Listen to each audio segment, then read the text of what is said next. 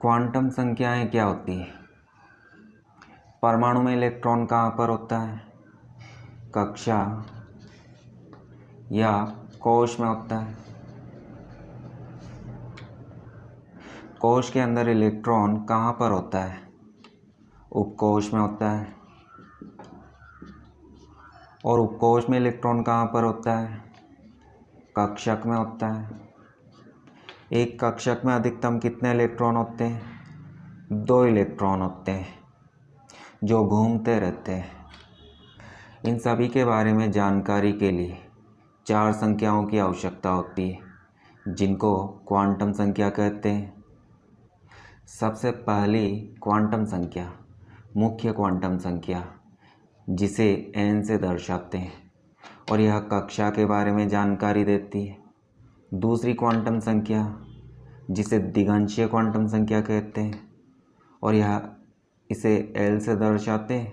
यह उपकोश के बारे में जानकारी देती है। कक्षक के बारे में जानना हो तो चुंबकीय क्वांटम संख्या की आवश्यकता होती है और इसे m से दर्शाते हैं। इलेक्ट्रॉन के चक्रण के बारे में जानना है, तो इसके लिए चक्रण क्वांटम संख्या को समझना होता है जिसे S से दर्शाते हैं। ये चारों संख्याएं परमाणु में इलेक्ट्रॉन की जानकारी देती है, इलेक्ट्रॉन की स्थिति के बारे में बताती है, इलेक्ट्रॉन की ऊर्जा के बारे में बताती है, इलेक्ट्रॉन की कक्षा के बारे में बताती है, उपकोश के बारे में बताती है, कक्षक के बारे में बताती है और इनके आकार और आकृति के बारे में जानकारी देती है। तो इलेक्ट्रॉन के बारे में जानकारी देने वाली इन 4 संख्याओं को क्वांटम संख्याएं कहते हैं।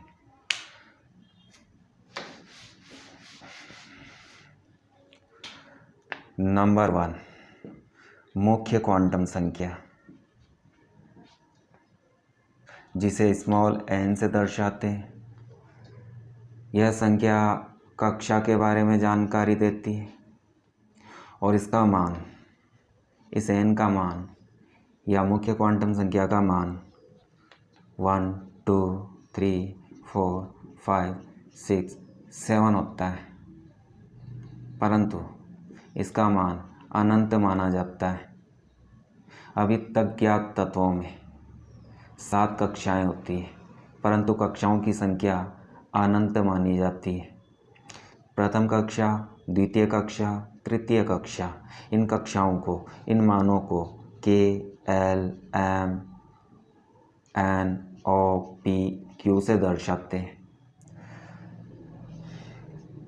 परमाणु के नाभिक के चारों ओर इलेक्ट्रॉन चक्कर लगाते हैं।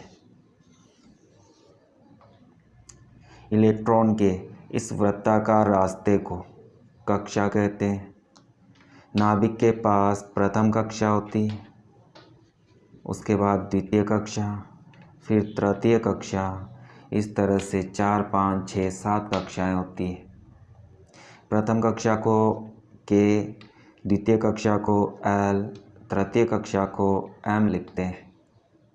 K, L, M, N, O, P, Q से दर्शाते हैं। किसी भी कक्षा में अधिकतम इलेक्ट्रॉन की संख्या कितनी होती है? तो अधिकतम इलेक्ट्रॉन की संख्या ज्ञात करने के लिए, मैक्सिमम इलेक्ट्रॉन की संख्या निकालने के लिए हमें इस फॉर्मूले की आवश्यकता होती है 2n²। n का मतलब कक्षा का नंबर। प्रथम कक्षा में अधिकतम इलेक्ट्रॉन की संख्या कितनी होती है? तो इस n का मान हम लिखते हैं 1²।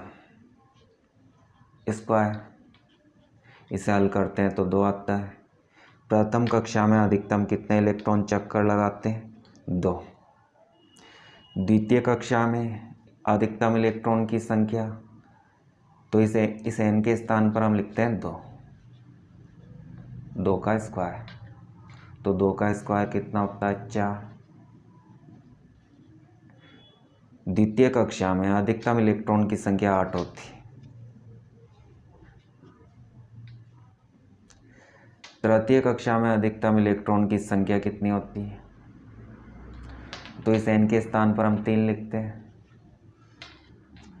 3 का स्क्वायर 9 होता है, 9 को 2 से मल्टीप्लाई करते हैं तो 18 आता है। इस तीसरी कक्षा में अधिकतम 18 इलेक्ट्रॉन होते हैं। तो किसी भी कक्षा में, परमाणु की किसी भी कक्षा में अधिकतम इलेक्ट्रॉन की संख्या को 2n² इस सूत्र से निकाल सकते हैं। इस सूत्र को याद रखना। जब n का मान बढ़ता है, मुख्य क्वांटम संख्या का मान बढ़ता है, तो इलेक्ट्रॉन की इस नाभिक से दूरी बढ़ती है और साथ में इन कक्षाओं में इलेक्ट्रॉन की ऊर्जा भी बढ़ती है। प्रथम कक्षा में इलेक्ट्रॉन की ऊर्जा कम होती है, द्वितीय कक्षा में इलेक्ट्रॉन की ऊर्जा अधिक होती है, तीसरी कक्षा में इलेक्ट्रॉन की ऊर्जा और भी अधिक होती है। जैसे जैसे नाभिक से दूर जाते हैं, इन कक्षाओं में इलेक्ट्रॉन की ऊर्जा बढ़ती है। नाभिक के पास वाली कक्षा में इलेक्ट्रॉन की ऊर्जा बहुत कम होती है। दिगंशीय क्वांटम संख्या, जिसे स्मॉल l से दर्शाते हैं, यह संख्या परमाणु में इलेक्ट्रॉन के उपकोष के बारे में जानकारी देती है। इस संख्या का मान कैसे निकालते हैं? तो इस संख्या का मान 0 से n-1 तक होता है, तो इस सूत्र से निकालते हैं। जैसे n बराबर 1, n बराबर 1 का मतलब प्रथम कक्षा। प्रथम कक्षा में इलेक्ट्रॉन कौन कौन से उपकोष में होता है, पता करने के लिए इस l का मान निकालना होगा। तो प्रथम कक्षा के लिए l का मान निकालते हैं। l बराबर 0 से n-1 तक, इसे याद रखना। n का मान कितना है? 1। तो 0 से 1-1 तक, मतलब 0 से 0 तक, यहाँ से यहाँ तक, 0 से 0 तक, मतलब इस l का मान क्या होगा? 0। जब l का मान 0 प्राप्त होता है तो इसे s उपकोष कहा जाता है। मतलब इस मान को s से दर्शाते हैं, इसे s उपकोष बोलते हैं। n बराबर 2, द्वितीय कक्षा। द्वितीय कक्षा के लिए l का मान क्या होता है? 0 से n-1 तक। 0 से इस n का मान 2 है, तो 2-1 तक। 0 से 1 तक, मतलब l का मान 0 भी होता है और l का मान 1 भी होता है। जब l का मान 0 होता है तो s उपकोष,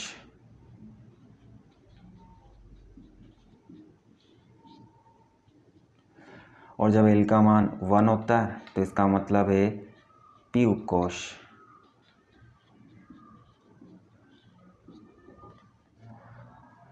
n बराबर 3, तीसरी कक्षा। तीसरी कक्षा में कौन कौन से उपकोष होते हैं? तो l बराबर 0 से n-1 तक। n का मान कितना है? 3। तो 0 से 3-1 तक, मतलब 0 से 2 तक, मतलब l का मान 0 भी होता है, l का मान 1 भी होता है, l का मान 2 भी होता है।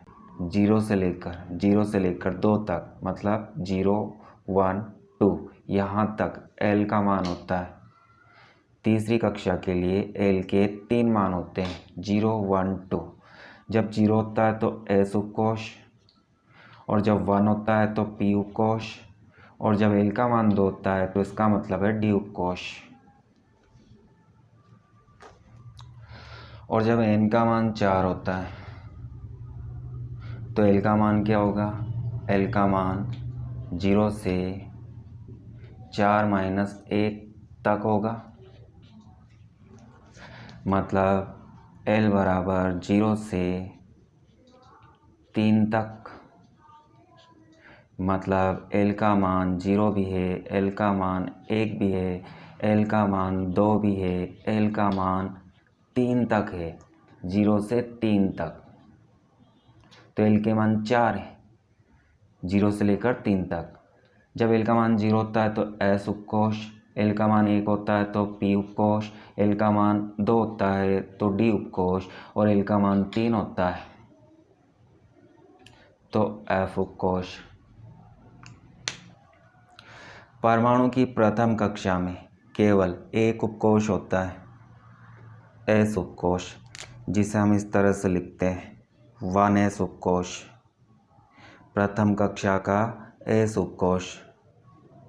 द्वितीय कक्षा में 2 उपकोष होते हैं जिनको हम इस तरह से लिखते हैं द्वितीय कक्षा का S उपकोष और द्वितीय कक्षा का P उपकोष 2s2p।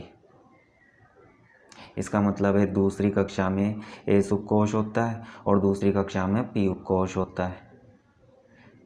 तृतीय कक्षा में 3 उपकोष होते हैं S, P, D, जिनको हम इस तरह से लिखते हैं 3s, 3p और 3d।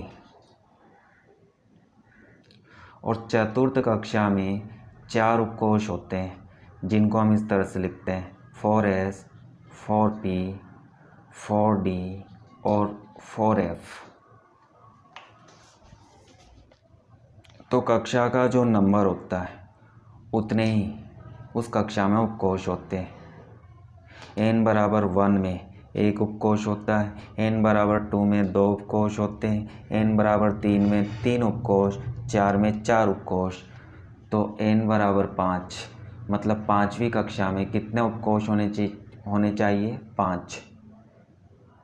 परंतु अभी तक ज्ञात तत्वों में 4 से अधिक उपकोष नहीं होते, मतलब n का मान 5 होता है तो इसमें उपकोष कितने होंगे 4, और n का मान 6 होता है, n का मान 7 होता है, तो इन सभी में उपकोष केवल 4 होते हैं S, P, D, F।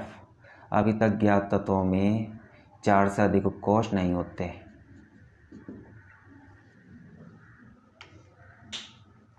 तो n बराबर 4, 5, 6, 7 इन सभी में केवल 4 उपकोष होते हैं।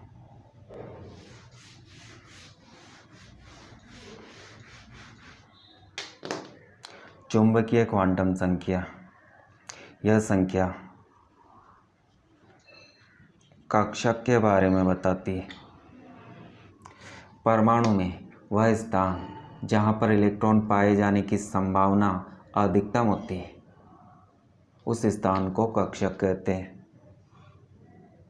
और इस कक्षक के बारे में पता किससे चलता है? चुंबकीय क्वांटम संख्या से। चुंबकीय क्वांटम संख्या का मान कैसे निकालते हैं? m बराबर 2l+1। इस सूत्र का उपयोग करके m का मान निकाल सकते हैं। m के मानों को -l, 0 और +l से प्रदर्शित करते हैं, मतलब -3, -2, -1, 0, +1, +2, +3। इस m के मानों को इन संख्याओं से प्रदर्शित करते हैं। तो चलो इसे समझते हैं। कक्षक कहाँ पर होते हैं? कक्षक उपकोष में होते हैं और उपकोष 4 प्रकार के होते हैं S, P, D, F। S उपकोष में कितने कक्षक होते हैं पता लगाते हैं। तो हमें इस फॉर्मूले का उपयोग करना होगा 2l+1, m बराबर 2l+1। इस S के लिए L का मान कितना होता है? 0। तो इस L का मान 0 लिखते हैं। तो m का मान कितना होता है, 2 को 0 से मल्टीप्लाई करते हैं तो 0 + 1 बराबर 1 आता है। m का मान जो भी प्राप्त होता है वह कक्षक की संख्या है, तो यहाँ पर कक्षक लिखते हैं। मतलब इस S उपकोष में केवल एक कक्षक होता है और इस एक कक्षक को इन मानों से प्रदर्शित करते हैं। L का मान 0 है तो हम इस बीच वाले मान को चुनते हैं 0, तो इस एक कक्षक को 0 से दर्शाते हैं। तो S उपकोष के लिए m का मान कितना होगा, 0 होगा। ये 0 मान है और यह एक कक्षक है, इस एक कक्षक को 0 से दर्शाते हैं। P उपकोष में कितने कक्षक होते हैं, P के लिए L का मान कितना होता है 1, तो m का मान ज्ञात करते हैं, m बराबर 2l + 1। इस P उपकोष के लिए L का मान 1 होता है, तो इस L के स्थान पर 1 लिखते हैं +1। पहले हम गुणा करते हैं, 2 को 1 से गुणा करते हैं तो 2 + 1, 3 कक्षक। P उपकोष में 3 कक्षक होते हैं, तो इस P उपकोष के लिए m के मानों की संख्या 3 होती है। ये 3 मान कौन कौन से होते हैं, तो यहाँ बीच में से चुनते हैं। आप 0 को लेते हो, इधर से एक मान लेते हो और इधर से एक मान, 1 2 3 -1 0 + 1। P उपकोष के लिए m के 3 मान होते हैं, -1 0 + 1, और P उपकोष में कक्षक की संख्या 3 होती है। इन तीनों कक्षक को इन 3 मानों से दर्शाते हैं। यहाँ पर L का मान 1 है, यहाँ पर L का मान 1 लिखते हैं तो क्या होता है, -1 0। यहाँ पर L का मान 1 लिखते हैं तो क्या प्राप्त होगा, +1। इन तीनों कक्षक को Px, Py, Pz कक्षक भी कहा जाता है और इन तीनों को हम इस तरह से दर्शाते हैं, 3 डब्बे बनाते हैं, 3 बॉक्स बनाते हैं। इसका मतलब है P उपकोष में 3 कक्षक होते हैं।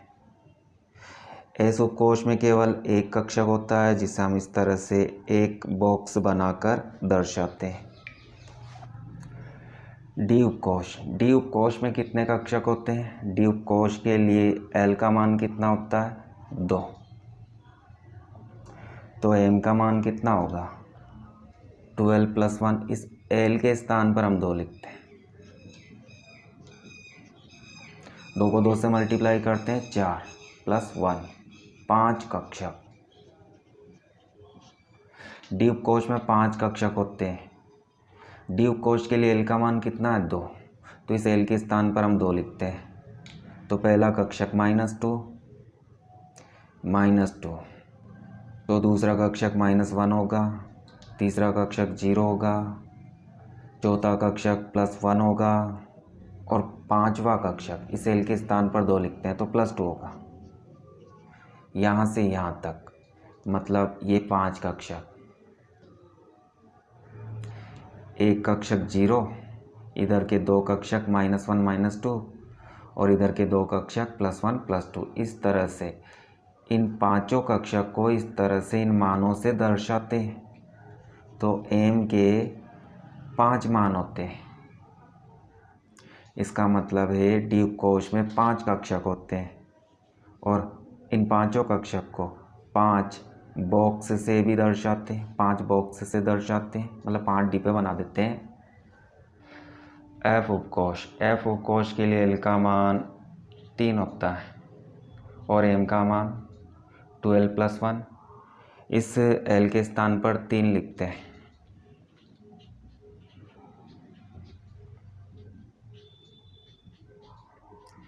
सात कक्षक F उपकोष में 7 कक्षक होते हैं। तो इन 7 कक्षक के लिए ये 7 मान होते हैं, -3, -2, -1, 0, +1, +2, +3।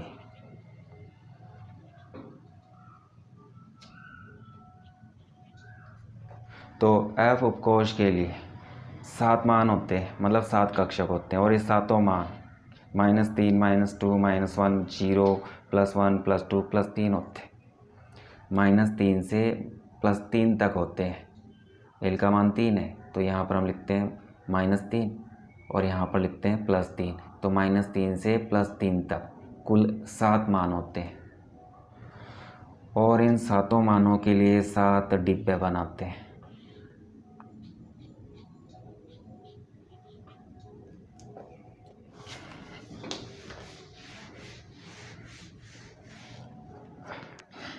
चक्रण क्वांटम संख्या, इस संख्या को ऐसे दर्शाते हैं। यह संख्या हमें क्या जानकारी देती है? यह संख्या इलेक्ट्रॉन के चक्रण के बारे में जानकारी देती है। एक कक्षक में अधिकतम 2 इलेक्ट्रॉन होते हैं, और दोनों इलेक्ट्रॉन को इस तरह से दर्शाते हैं। इनमें से एक इलेक्ट्रॉन का चक्रण घड़ी की सुई की दिशा में होता है, तो दूसरे इलेक्ट्रॉन का चक्रण घड़ी की सुई की विपरीत दिशा में होता है। दोनों इलेक्ट्रॉन एक दूसरे के विपरीत चक्रण करते हैं। एक क्लॉकवाइज चक्रण करता है और एक एंटी क्लॉकवाइज। इसे हम ऊपरी चक्रण कहते हैं और इसे हम निचला चक्रण कहते हैं। और इन दोनों के लिए इस S का मान +12 और -12 होता है। यहाँ पर इलेक्ट्रॉन का एक जोड़ा है, और इस एक जोड़े का आधा भाग, मतलब एक इलेक्ट्रॉन प्लस दिशा में चक्रण करता है, और इस एक जोड़े का दूसरा आधा भाग माइनस दिशा में चक्रण करता है। मतलब ये दोनों एक दूसरे के विपरीत चक्रण करते हैं, तो एक का मान प्लस में होता है और दूसरे का मान माइनस में होता है। इन मानों को निकालने की आवश्यकता नहीं, इनको याद रखना। हमारे पास मान लेते हैं 3 कक्षक। इस पहले कक्षक में 2 इलेक्ट्रॉन, दूसरे में 1, तीसरे में 1 इलेक्ट्रॉन है। तो इस सबसे प्रथम इलेक्ट्रॉन के लिए इस S का मान क्या होगा? +12। इस प्रथम इलेक्ट्रॉन के लिए S का मान +12। तो इस दूसरे इलेक्ट्रॉन के लिए, जिसका चक्रण निचला चक्रण है, तो इस दूसरे इलेक्ट्रॉन के लिए S का मान क्या होगा? -12। तीसरे इलेक्ट्रॉन का चक्रण ऊपरी चक्रण है, ऊपरी चक्रण के लिए S का मान +12। और चौथा इलेक्ट्रॉन, इसका भी चक्रण ऊपर की ओर है, तो इसके लिए S का मान +12। इन पांचों इलेक्ट्रॉन के लिए S का मान इस तरह से लिखते हैं।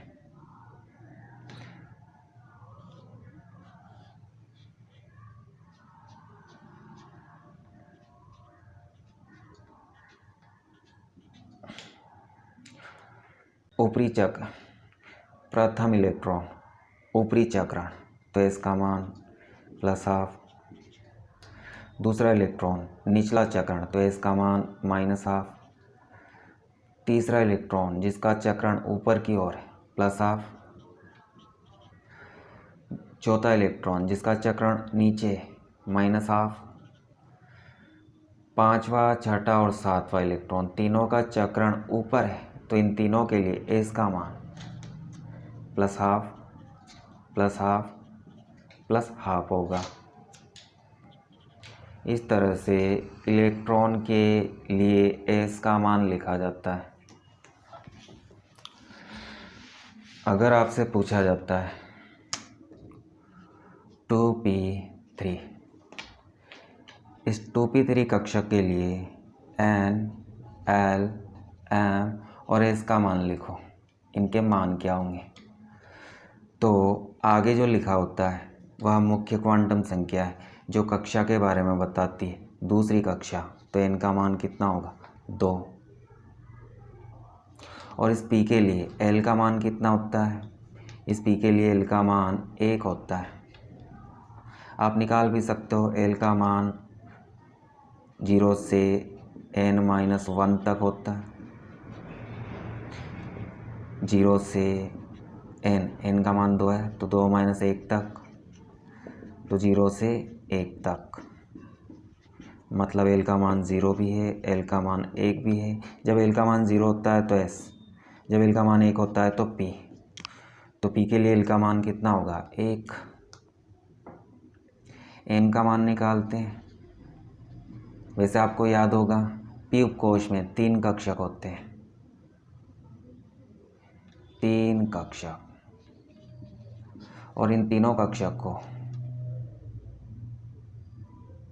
-1, 0, +1 से दर्शाते हैं। तो m के 3 मान है, p उपकोष के लिए m के 3 मान है। और m का मान हम निकाल भी सकते हैं इस फॉर्मूले से, 2l + 1। इस l के स्थान पर हम क्या लिखें? 1।